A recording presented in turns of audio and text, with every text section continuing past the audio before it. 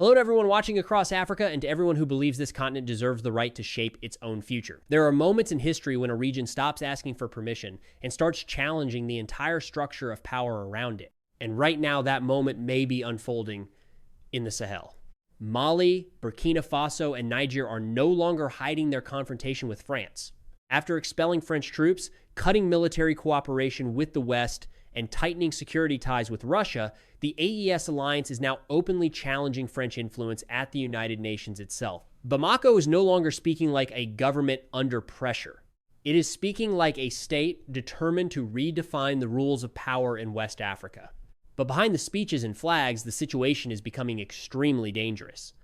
Terror attacks across Mali are growing more coordinated, more aggressive, and more sophisticated. The military government now faces pressure from every direction at once. War on the battlefield, diplomatic pressure abroad, and the growing risk of instability inside the country itself. The roots of this crisis go back more than a decade. Since 2012, the Sahel has become one of the deadliest conflict zones in the world. France deployed thousands of troops. The United Nations launched MINUSMA. Western governments poured billions into security operations. Yet the violence kept spreading. For many people across Mali, Burkina Faso, and Niger, the conclusion became impossible to ignore. The old system was not protecting them. That frustration is what gave birth to the AES alliance. And for the first time in decades, a bloc of African states is openly telling Paris that its era of control over the Sahel is being challenged directly. At the United Nations, Mali has even questioned why France still holds influence over Security Council discussions concerning the Sahel after being expelled from the region itself.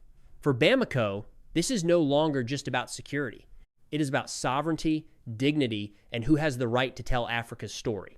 Mali is now facing what may be the most dangerous phase of the Sahel conflict since the insurgency began. Across the country, terror attacks are becoming more coordinated, more strategic, and increasingly difficult to contain. Armed groups are no longer attacking isolated villages alone. They are targeting military positions, supply routes, and symbols of state authority with growing confidence. In recent months, Bamako has faced mounting accusations that some of these operations may be receiving support from outside actors.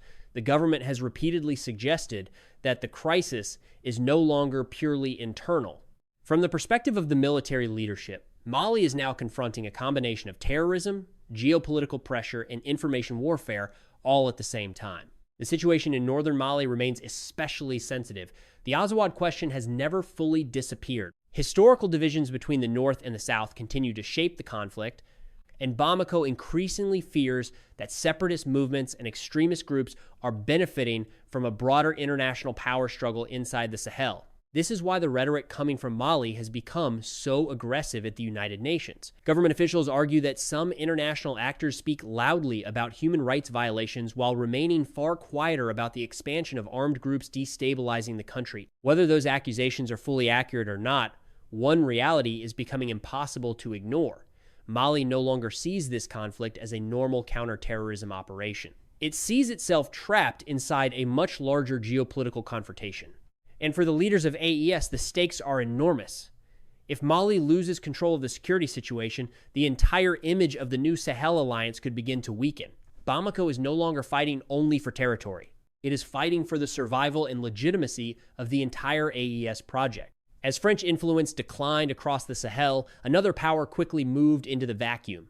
Russia saw an opportunity that Western governments failed to anticipate.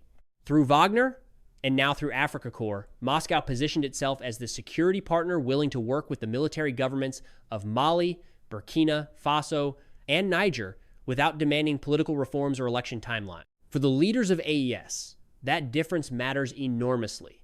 From their perspective, Western powers spent years talking about democracy, while insecurity kept spreading across the region.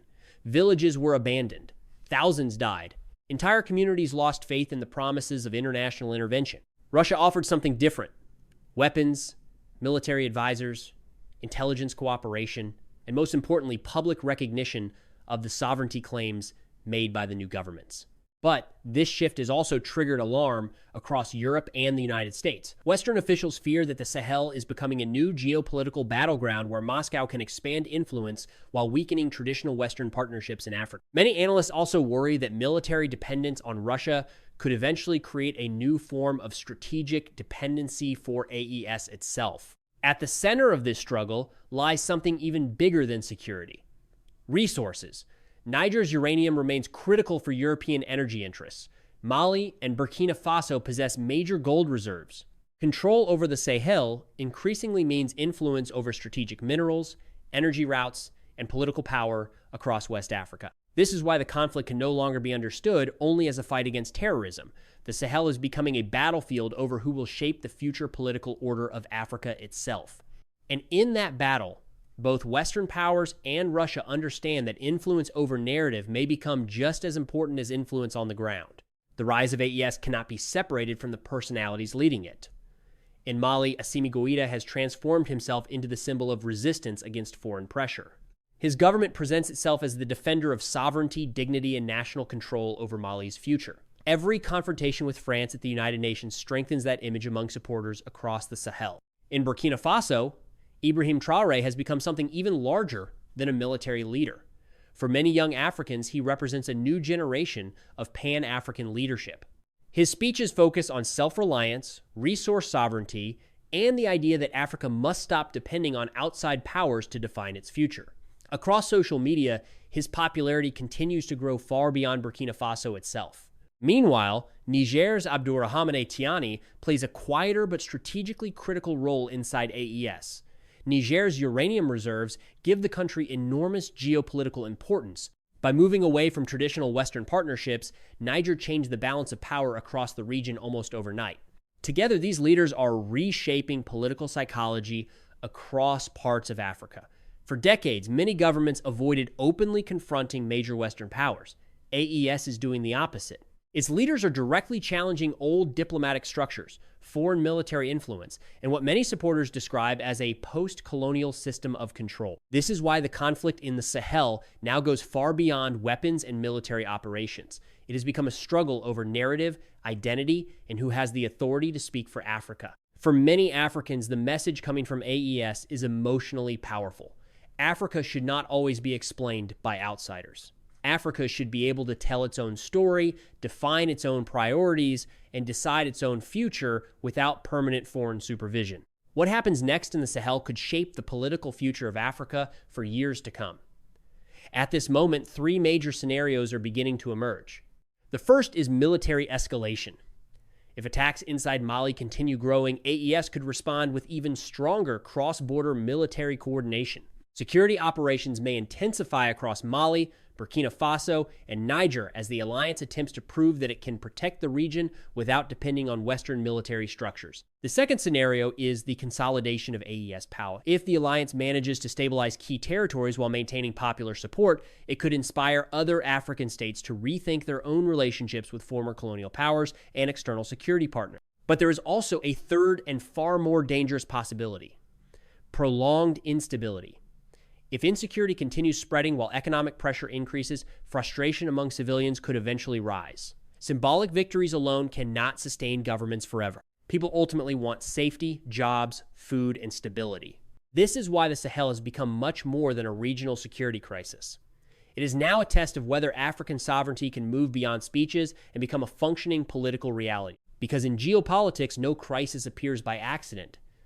Behind every conflict, there are interests, power structures, and competing visions of the future. What we are witnessing today is not simply a confrontation between Mali and France. It is part of a larger struggle over who will define Africa's future in the 21st century. And that is why the world is watching the Sahel so closely. Because the question is no longer whether Africa faces pressure from outside power. The real question is whether Africa can build strong enough institutions, economies, and alliances to resist that pressure while still protecting its own people. Follow the channel to never miss the deeper analysis that headlines alone will never show you.